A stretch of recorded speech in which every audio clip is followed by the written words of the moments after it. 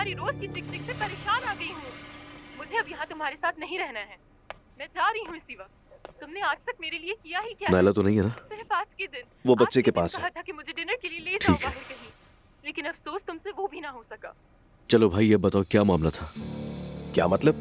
वो औरत कौन थी और ऐसा क्या हुआ था जो इतना तेज भाग कर गए थे? और सच बताऊं तो आज तक तुम्हें इस तरह भागते हुए नहीं देखा मैंने। तुम क्या छुपा रहे हो मुझसे? असलान, मैं कुछ नहीं छुपा रहा, अम्मी को सब मालूम है।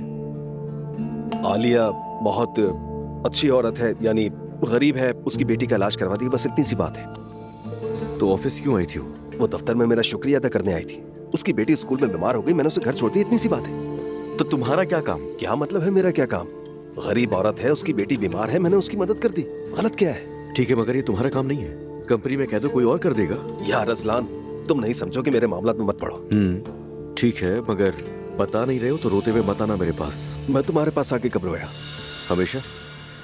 असलान, मैं अपने बेटे के पास जा रहा हूं।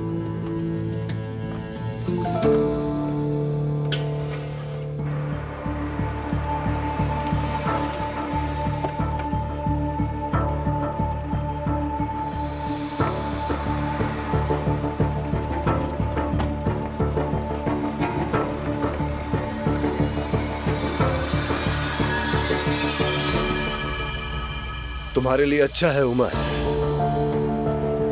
कि तुम इस गाने वाली के साथ घूमो और ज़ैनब से दूर रहो।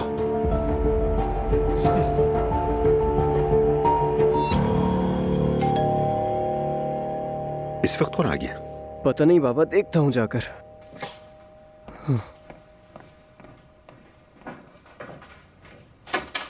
सरप्राइज। हेलो। अरे वाह, देखें तो कौन आया है। खुश आमदीद। शुक्रिया। सरप्राइज कैसा लगा? अरे वाह, क्या जबरदस्त सरप्राइज है। खुश आमदीद। अच्छा लगा ना सरप्राइज आपको? क्या हो गया है? जिंदगी में इतनी बोरियत क्यों कर रखी है? लगता है हमारे दरमियान एक जासूस मौजूद है और उसका नाम है मैथे। मैथे की कॉल आते ही अम्मी मेरे साथ फौरन चली आई। क्या हमने यहाँ आकर तुम्हें डिस्टर्ब तो नहीं किया? आओ ना, बैठो प्लीज। हम सिर्फ यहाँ बैठने नहीं आए। तो फिर क्या करना है? तरा। हाँ, लड़के बमुकाबला लड़कियां। हाँ बिल्कुल। तो ठीक है, फिर खेलते हैं।